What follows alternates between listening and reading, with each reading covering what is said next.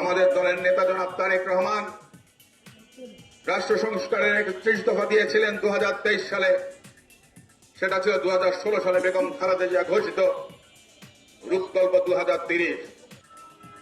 নাগরিকদের সুবিধার জন্য সেই সংস্কার কর্মসূচি দিয়েছিলেন।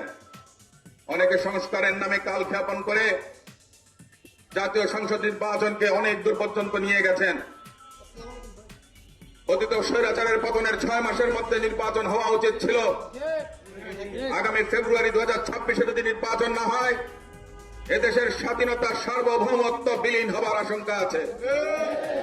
সেই গণতন্ত্রের জন্য লড়াই সংগ্রাম আমরা করেছিলাম। ১৫ বছরে বাংলাদেশ জাতীয়তাবাদী দল সহ শরিক দলের বিরোধী রাজনৈতিক দলের হাজার হাজার নেতাকর্মী খুন হয়েছে, গুম হয়েছে।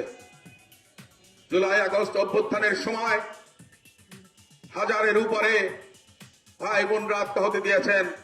তাদের রক্তের সঙ্গে এই সরকার যেন প্রতারণা করতে না পারেন,